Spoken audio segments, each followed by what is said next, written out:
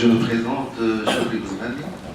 Je suis directeur chargé des études au sein de la Direction générale du développement durable au ministère des Affaires locales et de l'environnement. Je suis le point focal Fonds vert pour le climat depuis presque une année. Et également, je travaille sur d'autres sujets que j'estime qui sont en relation avec les changements climatiques, la finance climatique et surtout donc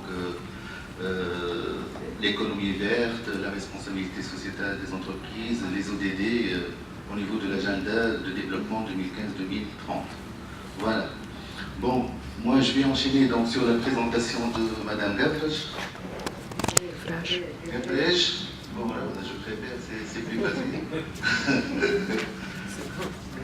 Non voilà, donc je vais essayer de démystifier ce fonds vert pour le climat. Ces projets Readiness, ce sont des projets donc financés par le Fonds vert pour le climat pour préparer les pays à l'accès à la finance climatique.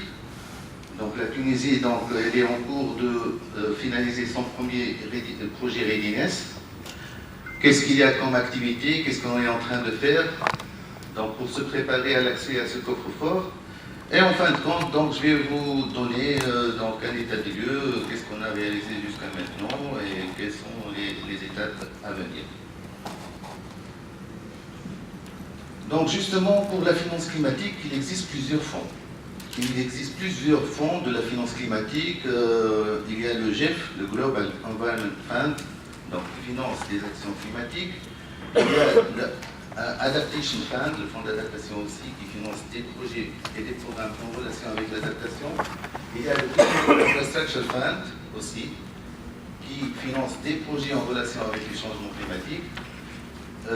Également, il y a le RED+, qui a été créé en 2008 et qui finance des projets en relation avec la restauration des forêts et la reforestation.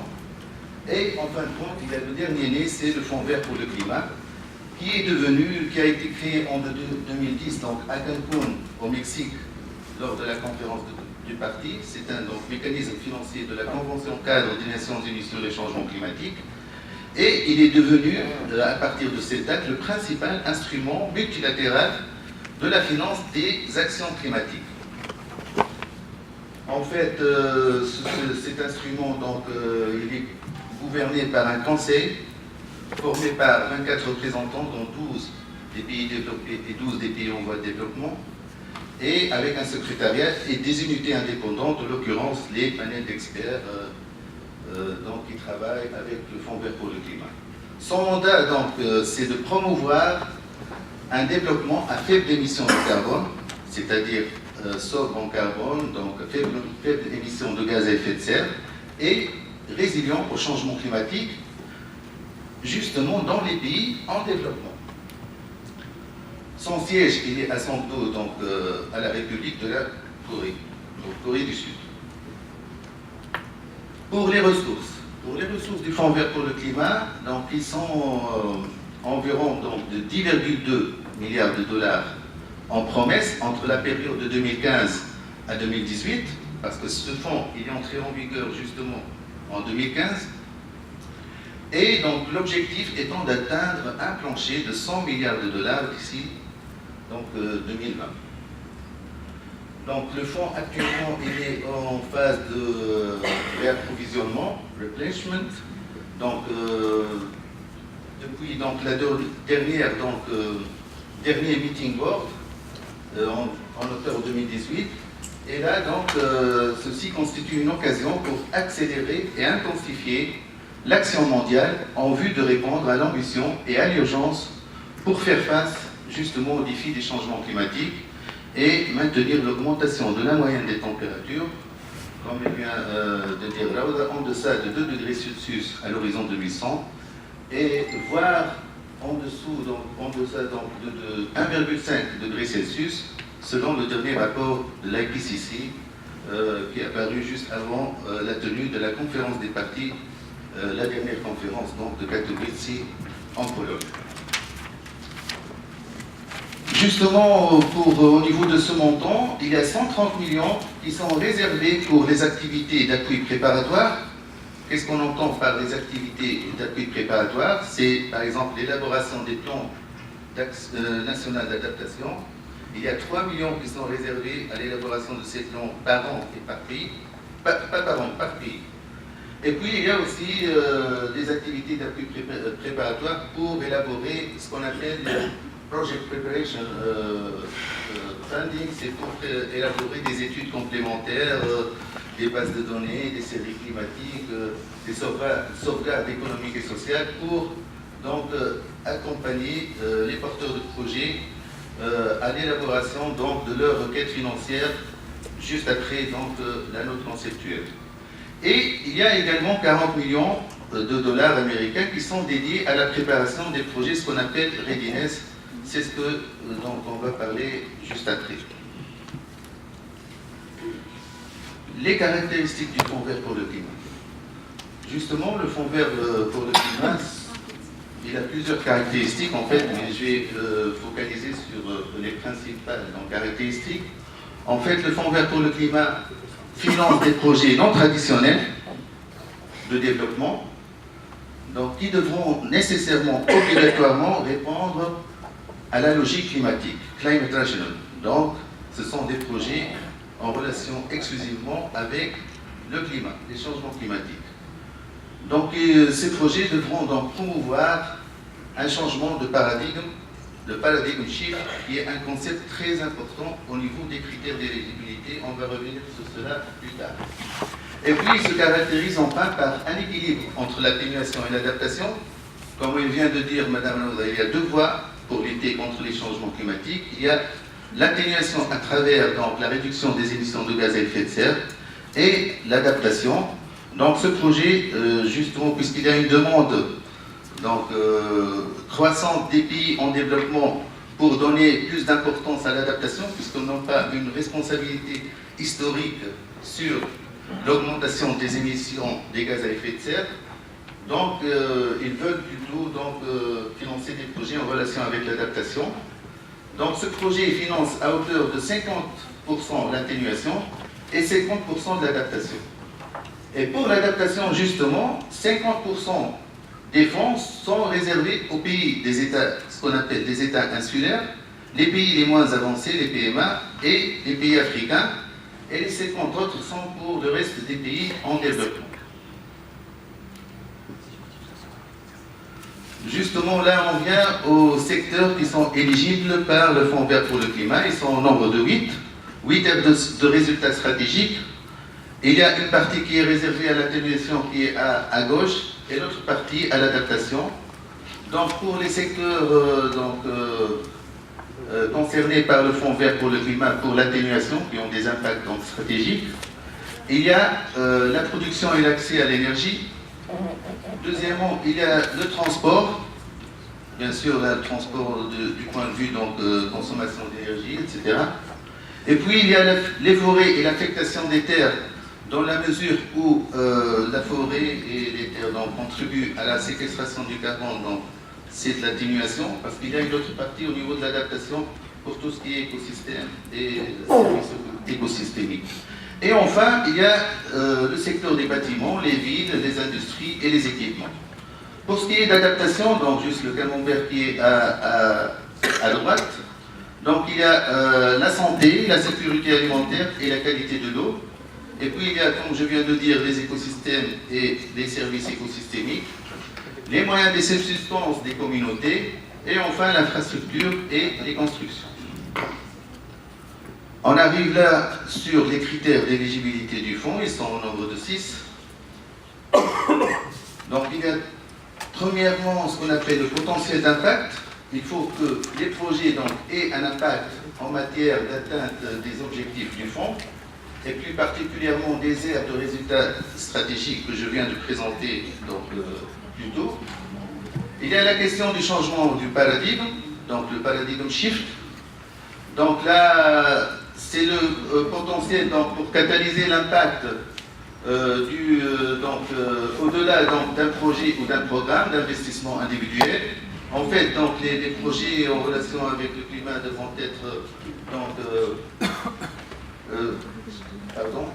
devront donc être accompagnés par un changement de mentalité, un changement donc, de façon de voir, de penser.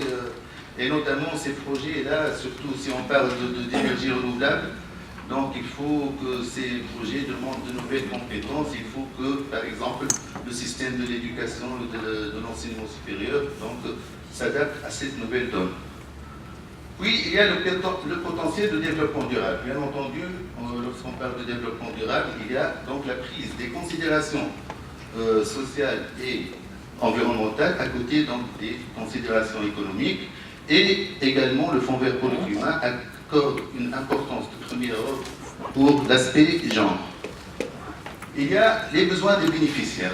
Bien entendu, le projet doit donc répondre aux besoins de financement du pays, donc bénéficiaires, et également donc, les attentes des groupes cibles qui vont être concernés par ces projets. Également, il y a l'appropriation nationale. Bien entendu, ces projets donc, devront répondre, donc, cadrer et s'aligner aux priorités nationales. Et donc les priorités nationales, donc, si on veut dire priorité nationale, c'est-à-dire il y a le plan, il y a les stratégies sectorielles, les stratégies à aspect transversal. Donc justement, c'est un critère très important. Donc même pour les choix de projet, il y a tout ce qui est donc priorité nationale, et puis il y a les critères d'éligibilité du fonds. Et enfin, il y a l'efficience et l'efficacité. C'est le bien fondé économique et financier d'un programme ou d'un projet. Donc, comment y accéder donc, à ce fonds? Donc, comme je viens de dire, il est très difficile d'accéder, c'est pas très difficile, donc il y a des procédures qui sont considérées assez lourdes et le fonds la travaille pour alléger ces procédures. Il y a donc un travail qui va être présenté lors du prochain meeting hall, donc fin février, pour discuter d'une procédure donc, plus simplifiée pour les petits projets. Hein. Donc, pour y accéder, donc, il faut qu'il y ait donc, 4 intervenants au moins, 4 parties prenantes. Il y a le Fonds vert pour le climat, bien sûr. Il y a les entités accréditées dont l'accès au Fonds vert passe obligatoirement par ces entités. Et puis, il y a les porteurs de projets qui peuvent être donc, du secteur public, secteur privé, ou des ONG de la société civile. Et bien entendu, il y a donc là, l'AND peut-être parce qu'il y a là trop de lumière, ça ne se voit pas. Il y a l'autorité nationale désignée et le point focal qui sont les facilitateurs donc, le long de tout le processus d'approbation des projets.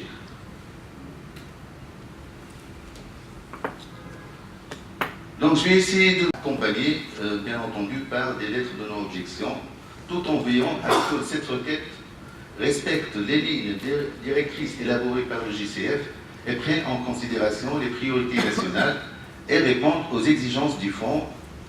Je viens de les mentionner, donc ce sont les aires de résultats stratégiques en matière d'adaptation et les critères d'éligibilité du fonds.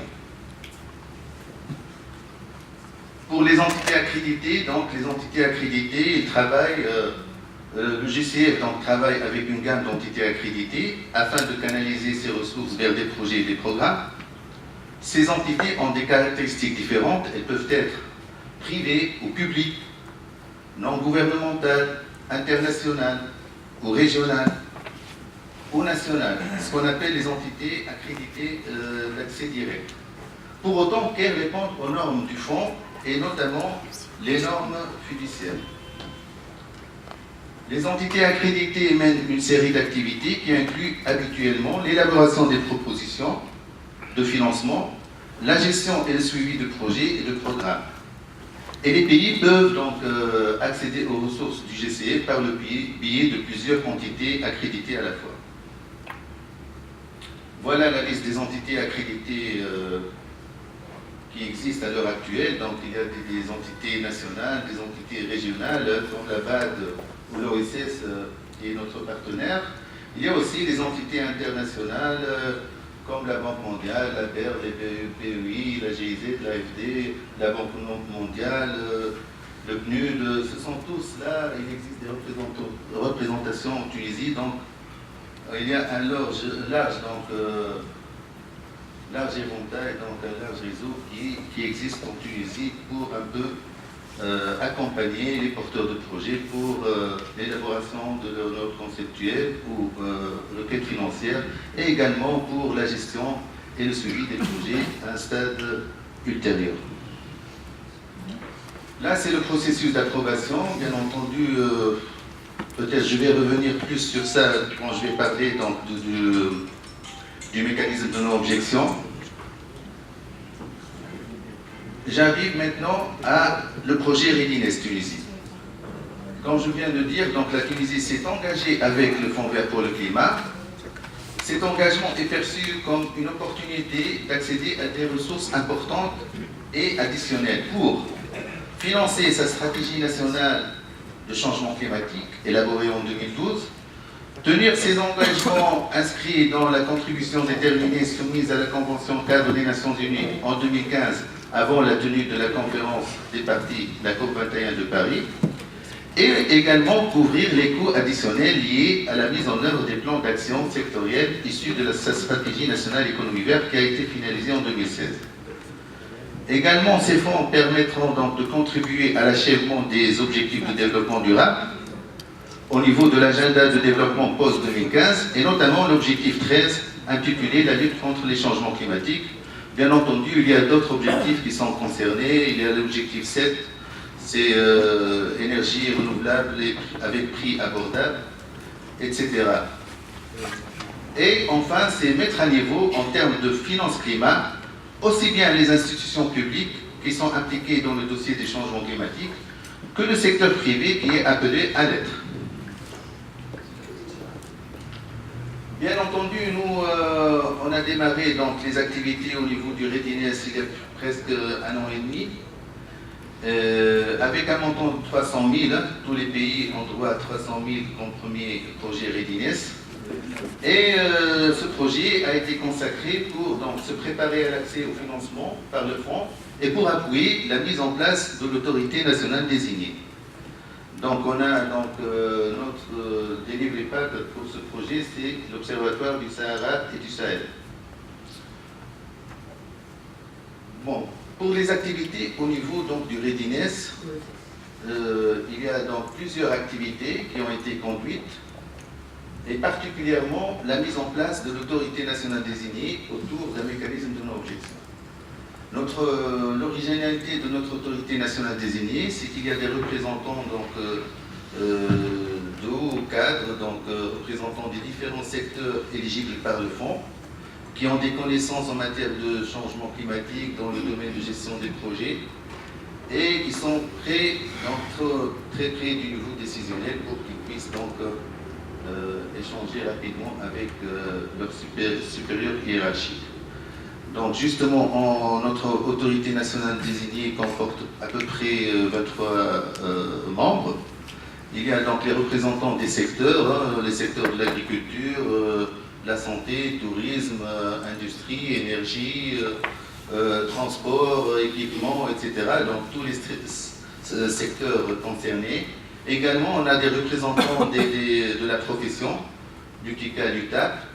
Et surtout, donc, on a associé avec nous donc, les autres points focaux de la GEF et de le fonds d'adaptation, parce qu'il faut créer des synergies entre tous ces projets et essayer de saisir toutes les opportunités qui s'offrent, dans la mesure où un projet qui ne peut pas bénéficier du fonds vert pour le climat, on peut donc le balancer vers d'autres fonds pour bénéficier des financements recherchés.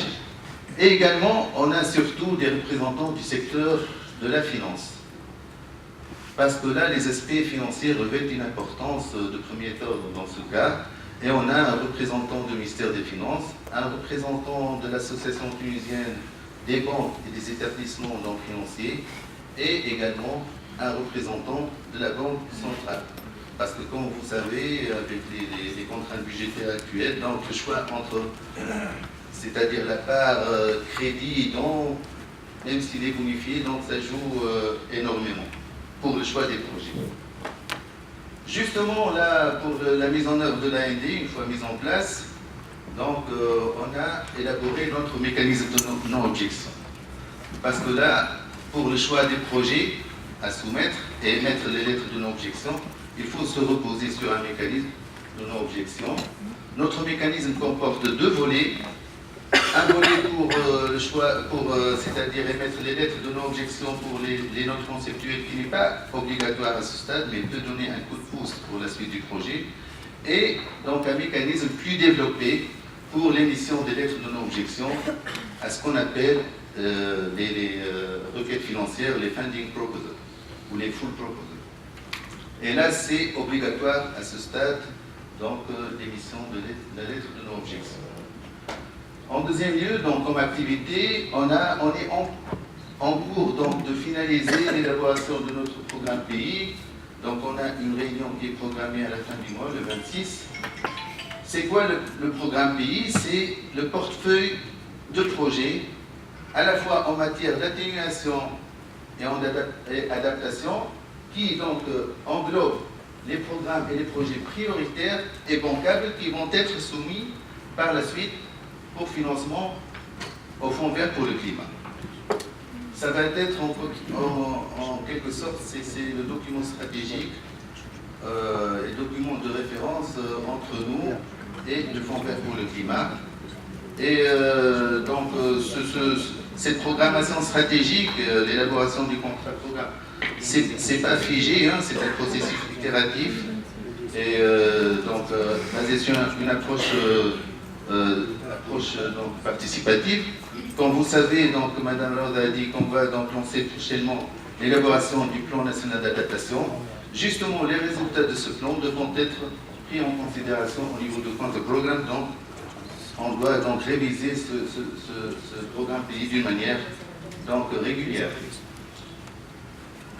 Et puis, en troisième activité, c'est l'identification et l'accompagnement des entités nationales désirant s'accréditer et accéder aux ressources du Fonds vert pour le climat.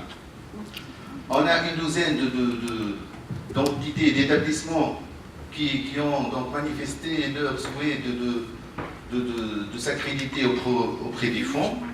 On a choisi donc 2 pour les accompagner actuellement. Il y a la Caisse de dépôt et de consignation à travers donc, le projet PWC avec l'appui du Fonds vert pour le climat. Donc la CDC, donc, il y aura quelqu'un avec nous pour le panel pour présenter cette expérience. Donc ils ont réalisé leur data gap analysis, donc l'analyse des écarts. Et puis donc ils sont en train donc, de finaliser leur plan d'action pour l'accréditation. Ils sont, bon, j'estime qu'ils sont à un stade assez donc, avancé et j'espère que leurs efforts vont être soldés par l'accréditation et on aura ainsi notre première donc, entité accréditée. Et il y a également l'APIA, c'est l'Agence de promotion des investissements agricoles, qui est en cours aussi d'être appuyée dans le cadre du projet Adaptation avec l'Agence française du développement. Et là, il vient de démarrer au début décembre, je pense. Ils vont être accompagnés durant une année, donc d'ici la fin de l'année prochaine. Et puis ils vont continuer, bien sûr, leurs efforts pour avoir leur accréditation. Si شكرا كان تسمح une minute. Une minute, oui, ça y est, je... Vous êtes déjà en dépassement. Je vois ici la diapo suivante qui est juste la dernière. Ah, mais c'est là la plus importante, parce que c'est vrai, c'est une diapo, mais il y a beaucoup d'informations là-dedans. C'est une diapo piège. Donc il y a aussi donc, le Amen Bank, on va l'accompagner dans le projet Readiness 2. Et puis pour ce qui est communication, il y a beaucoup de choses qui ont été réalisées dans le cadre de la communication et de la sensibilisation. Il y a une stratégie de communication avec un plan d'action. Même on a commencé à confectionner quelques donc, supports émanant de ces stratégies. Hein. Il y a des flyers, des roll-ups, etc. Et puis, donc, on a aussi, bon, il est mis à l'intranet au niveau du ministère. On a un site web, une plateforme d'échange sur le Fonds vert pour le climat. C'est www.jcf-tunisie.tl. Donc, on va vous partager avec vous l'adresse. Donc, ce site sera donc ouvert pour le large public à partir de la semaine prochaine, j'espère. Et puis également, on a donc réalisé un guide un guide d'orientation pour les investisseurs avec une synthèse en français et en arabe, et une stratégie pour impliquer le secteur privé avec un guide sur le PCF, c'est le Private Sector Facility, donc je ne vais pas en parler parce qu'après Mme Sana va parler de ce guide. Et également, on a beaucoup travaillé dans les régions, des ateliers de sensibilisation au niveau national ou régional. On a même aussi présenté notre expérience lors de la COP de Katowice, etc. Donc pour la sensibilisation au niveau de région, on a essayé de